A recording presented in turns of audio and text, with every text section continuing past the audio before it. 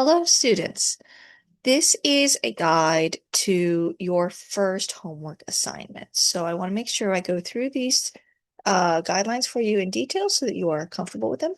So I'm sharing my screen with you. So what you should be able to see right now is the same document that you have access to. This is the guideline sheet for homework number 1.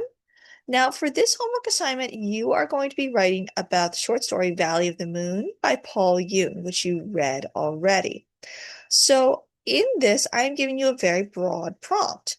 Is Valley of the Moon by Paul Yoon a successful story? Why or not? Why not? Now, this is very broad and it's designed to be. You are the one who's going to have to figure out how to narrow this down. Now, first of all, very critical, you have to argue one or the other. Yes, it is a successful story because no, is not a successful story because. I don't want anyone whiffling around in the middle saying like, oh, it's successful in some ways and unsuccessful in other ways, or who can really say what's a successful story or an unsuccessful story? This is an interpretive argument that I would like you to take one clear approach to, okay? So there is no problem if you argue that it is not a successful story. I am not going to be offended on Mr. Yoon's behalf. I don't particularly care. I just want you to commit one or the other and make a supported interpretive argument. So I want you to consider the ideas of if you're saying that was something successful, think about what does that mean to you? Did it evoke an emotional response that was good? Did it have characters that were interesting? Did it have a plot line that was, allowed the reader to be thoughtful? Was the description very strong? Was it an interesting setup? You want to really kind of try and make a really thoroughly supported interpretive argument. Well, what you want to avoid doing is making like some sort of like weird blanket statement, like this story is successful because it's set in Korea. All stories set in Korea are successful. No, those are bad directions.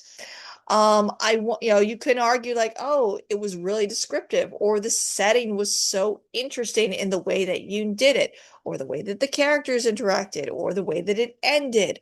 All of these, you can make a nice interpretive argument about, okay? You're going to argue one or the other, and you need 3 clear individual supports for it, okay? So things I really want you to keep in mind. This is due on February 13th. It is worth 50 points. I will accept it turned in late until the last day of class, but anything that is turned into me after February 13th will have a 25% cap on the points, okay? Important to keep in mind. You are not allowed to do personal references when you write for me. So no I, me, my, in my opinion, one might have the opinion. Those are verboten to you in this class. Why am I taking those away from you? For the simple reason because some people say like, oh, in my opinion, Paul Yoon's story, Valley of the Moon is very successful. All done here. My opinion. No one has to agree with me. I'm just going to go. No. When you remove that, in my opinion, or to me, or I think, or I feel, or anything like that, what you are left with is the statement, Paul Yoon's story, Valley of the Moon, is very successful. Well, that leads me to what is my very favorite word in the world, which is because. Because forces you to support your argument. It allows you to push your ideas forward. It forces you to justify in some way. And that's what you need to do for an interpretive argument. So think about that word because and remove I, me, my, in my opinion. One might have the opinion to me. Some might think, others might feel. All of those awkward personal references. Remove those and keep the word because. I do not want you using any direct quotations at all in this homework.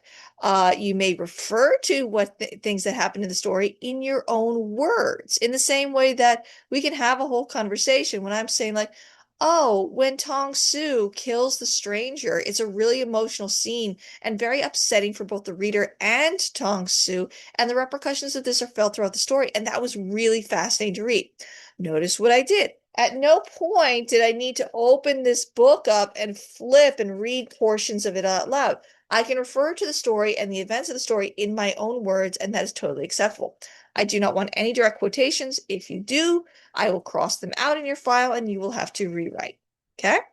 There's just a 3-page minimum. Touching the top of page 3 is acceptable. That's all you need to do. Your completed homework will be submitted via Blackboard and it will be saved in Word.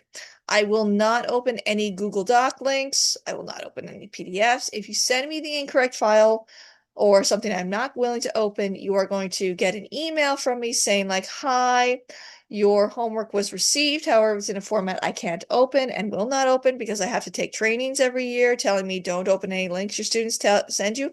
Also, I want a Word file so that I can correct it easily. I don't want to be messing around with PDFs. I don't want to be fiddling around with your, silly Google link, Google Drive link. No, you're going to send me a Word file.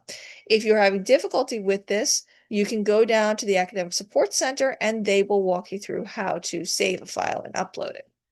If you're having a great deal of trouble with me, email me. And if enough people are having trouble, I'll look around and put up a link. Okay. Now remember, your homework may be revised as many times as necessary until you've earned all possible points. So give this your best effort. I do strongly recommend that you bring your draft down to the Academic Support Center and go over the final draft with a tutor. You can also email me at any point. You can email me sections. You can email me like your thesis paragraph and say, hey, is this function is a thesis paragraph? And I can say, oh, yes, or oh, very much no.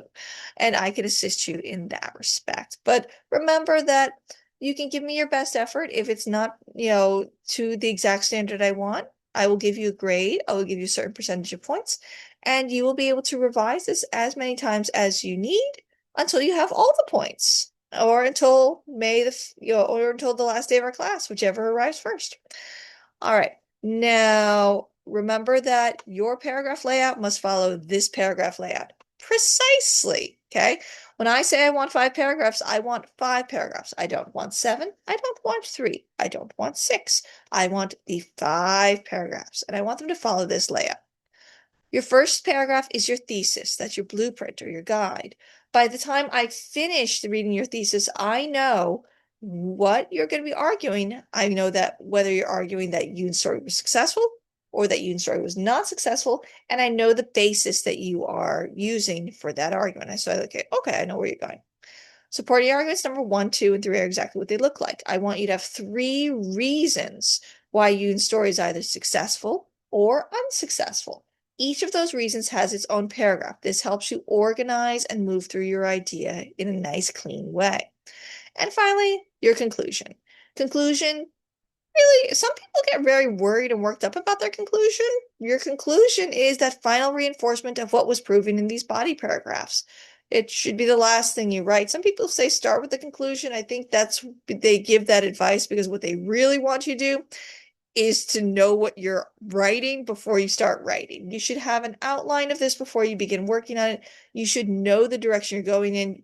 If you say like, oh, I'll figure it out as I go, well, you are kind of doing a messy draft. And if that's your process, I have no problem with it. I just don't want to be seeing your messy draft at the end. You should be thoroughly rewriting before you send it to me at that point. So remember, you can ask me questions on our discussion board. You can email me questions. And if you're feeling really stuck, you can also schedule a Zoom conference and I'm happy to talk with you. Now, I want this to be fairly grammatically clean, so I want you to kind of feel like you should be printing out a draft of this. You should have someone read it out loud to you so that you can hear it. You will hear most of your grammatical issues. I strongly recommend that people make use of the Academic Support Center. You can both go down and have a meeting in person. They have a lovely writing lab that you can just walk in and sit down and use, and there's a professor who walks around and gives help. And third, and most finally, you can also schedule Zoom meetings with academic tutors. Those I very much recommend. They are a really wonderful resource. I really, recommend that everyone get really in the, habit of making use of the Academic Support Center because it's a fantastic resource that will serve you your entire time at Manchester Community College. And we're very proud of it at the college. We have professors working in it. We tutor in math. You can get tutoring in many other subjects, and very particularly, our writing lab is very good. So I want you to focus on analysis. Remember, I don't want a summary of this short story. I want a very focused analysis that responds appropriately to the prompt. Okay? So those are all the things that you should know about this. If you're having problems or concerns about anything, please email me and I'm more than happy to get back to you. Now I'm going to stop sharing my screen and I'm going to pause and I want everyone to have a good, successful, time writing this homework. I'm very much looking forward to seeing them.